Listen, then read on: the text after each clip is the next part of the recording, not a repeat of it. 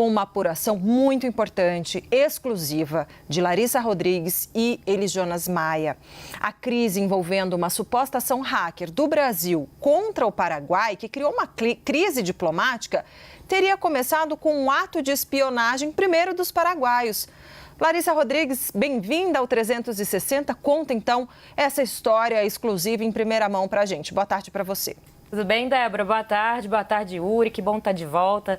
Feliz nesse retorno, espero que para valer agora, viu? Vamos lá. Desde ontem, eu e Elis Jonas Maia estamos conversando com integrantes ali da ABIN, da Agência Brasileira de Inteligência, para tentar entender, pelo menos do lado deles, o que teria de fato ocorrido. Desde o início, a gente escuta do Itamaraty, né, de fontes ligadas ao Ministério das Relações Exteriores, de que se houve de fato uma espionagem aqui do Brasil, isso teria ocorrido em 2022. Ontem, o que alguns funcionários, inclusive do alto escalão da ABIN, relataram para mim e para o Elis Jonas é que, de fato, teria acontecido essa contra-espionagem, ou seja, que antes eles perceberam uma espécie ali de hackeamento e também de espionagem por parte do Paraguai. Obviamente é muito grave essa informação, já que nessa crise causada, e a gente vem acompanhando, porque o Brasil teria espionado primeiro. Agora eles se defendem, o pessoal ali da Agência Brasileira de Inteligência, dizendo que só respondeu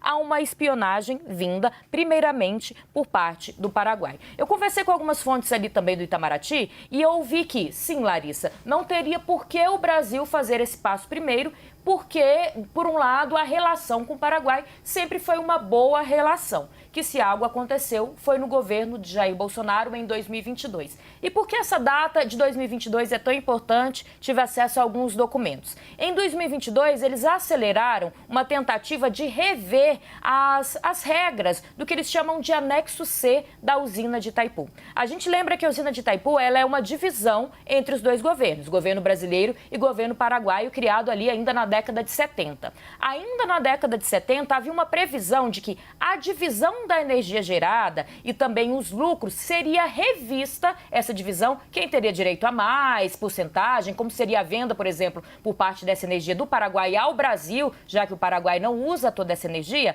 Então, essas regras de porcentagem, de quem levaria mais dinheiro ou mais quantidade dessa geração de energia, seria revista em 2023. Então, o que as fontes nos passaram via documentos e via informações de que, de fato, o Paraguai teria começado, então, essa espionagem, já que era 2022, quando estava começando as renegociações desse anexo C, de como seria essa divisão de verba e de energia de Itaipu. Por outro lado, é importante a gente destacar que essa versão ela vem por parte da ABIN, que está sendo muito bombardeada nesse momento com toda essa divulgação, né, que veio revelada ali pelo portal UOL, de que o Brasil teria espionado o Paraguai. A versão agora é, eles nos espionaram, então não tinha o que fazer. Era nossa hora de tentar responder. Eu também procurei, obviamente, aqui o Ministério de Relações Exteriores, que não deu nenhum posicionamento. A gente já entra daqui a pouco também com a nossa correspondente Luciana, que eu pedi ajuda para ela ouvir o outro lado, ela que fala tão bem ali também no governo paraguaio,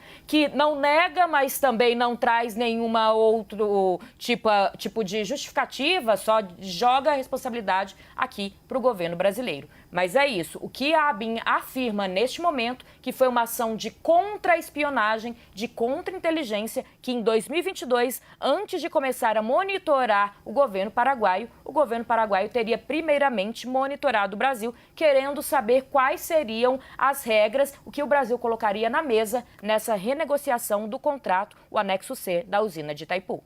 Larissa Rodrigues, mais do que bem-vinda aqui ao 360, trazendo furo de reportagem junto com Elis Jonas Maia. E como você disse, Lari, a Luciana Tadeu vai se juntar a nós aqui já na tela para também nos trazer esta visão, porque, Luciana, boa tarde para você.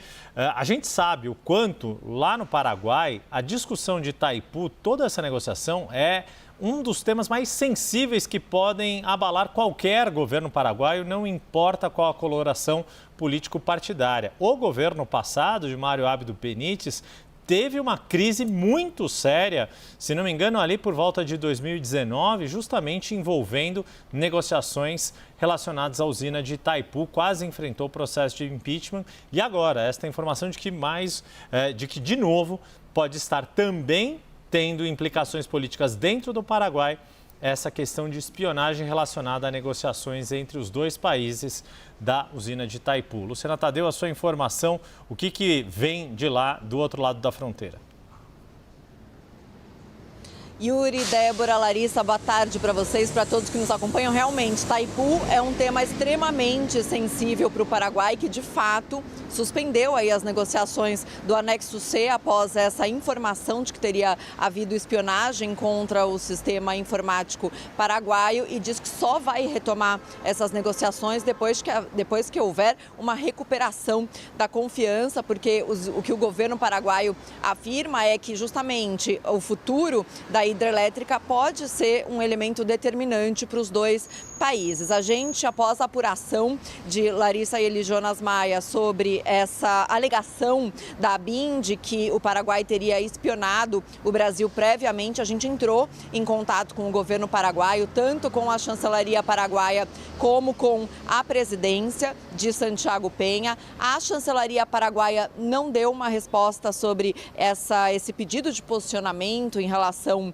à alegação da ABIN, e a presidência paraguaia o que nos respondeu é que a posição oficial do governo paraguaio foi a expressada na coletiva de imprensa da última terça-feira, em que estavam tanto o chanceler Rubén Ramírez Lezcano como dois ministros, o ministro da Tecnologia, da Informação e da Comunicação do Paraguai, como ministro do Comércio e da Indústria, já que esse escândalo que veio à tona justamente envolve diversos setores, envolve a diplomacia, envolve as negociações comerciais pela hidrelétrica e envolve tecnologia da informação. Inclusive, o governo paraguaio já anunciou que iniciou investigações para tentar determinar supostos ataques cibernéticos nesse período aí em que o Itamaraty admite que pode ter havido essa operação de espionagem, para tentar identificar se algum deles pode ter relação com essa espionagem da ABIN. E também a presidência paraguaia nos disse que está aguardando uma resposta oficial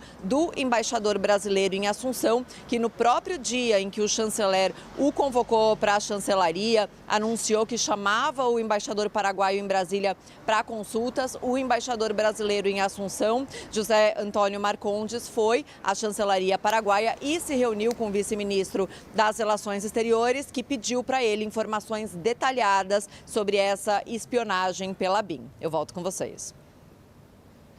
Muito obrigada, Luciana Tadeu. Obrigada, Larissa Rodrigues. Só para fazer um fecho aqui, Yuri Pita, é interessante porque essa história que elas trazem dá uma reviravolta no caso, né? Que eles trazem, Larissa Rodrigues, Luciana Tadeu e Elijonas Maia. É uma reviravolta no caso e, de fato, talvez... Isso precisa ser apurado quando o governo paraguaio se manifestar, porque o Santiago Penha, o atual presidente do Paraguai, ele assumiu o mandato só em 2023. E essa espionagem, provavelmente, né, segundo fontes do Itamaraty, segundo Larissa Rodrigues, teria acontecido antes, em 2022, quando começou essa negociação. Talvez nem mesmo o atual governo paraguaio saiba, tenha essas informações, assim como o governo brasileiro só foi saber depois. Então, é interessante porque traz toda essa reviravolta e agora ver se haverá nova repercussão lá do lado do governo paraguaio, Yuri. Bem observado, porque era isso, eram anos de transições de governos nos dois países também.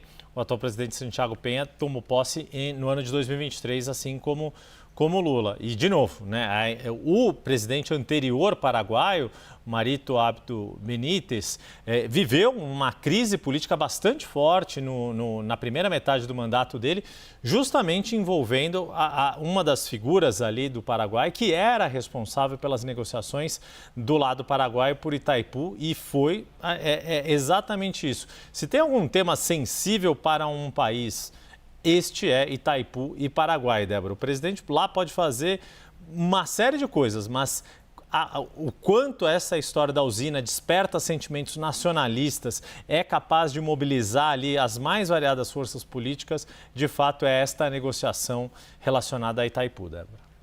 E não só por questões políticas, né, mas também impacto financeiro de toda essa discussão que é abarcada, né, quando se fala da binacional Itaipu.